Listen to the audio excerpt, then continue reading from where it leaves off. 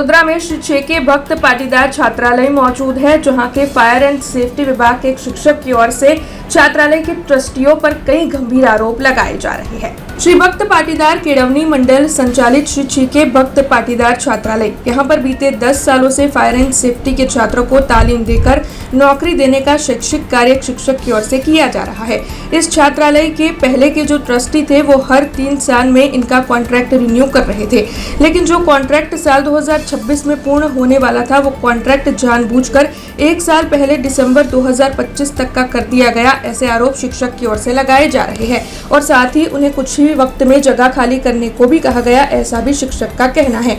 वैसे इसके सामने शिक्षक की ओर से किराया ज्यादा देने की विनती भी की गई, लेकिन 7 माह का वक्त देने की बजाय 4 ही दिन में जगह खाली करने को इस शिक्षक को नए ट्रस्टियों की ओर से कहा गया है, ऐसे आरोप उनकी ओर से लगाए जा रहे हैं। और साथ ही उनका ये भी कहना है कि उनके छात्रों को धमकाया भी गया है, तब उन्होंने सिविल कोर्ट वडोदरा में केस दर्ज करवाया है। हालांकि उनकी एक ही मांग है कि 7 माह के लिए उनका कॉन्ट्रैक्ट एक्सटेंड किया जाए। वैसे साथ ही उनका ये भी कहना है कि और भी कई परेशानियां उन्हें ट्रस्टियों की ओर से दी जा रही है।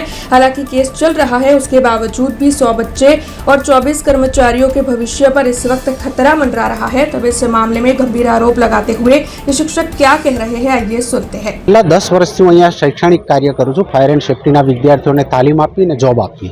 હવે આ આગળના ટ્રસ્ટીઓ સારા હતા એટલે દર 3 વર્ષે અમારો કોન્ટ્રાક્ટ રિન્યુ થતો હતો।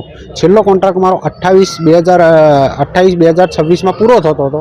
આ લોકોએ 1 વર્ષ પહેલાં એને જાણી બૂજીને કોઈ કારણ વગર કેન્સલ કરીને 1 વર્ષનો 25 ડિસેમ્બર સુધીનો કર્યો।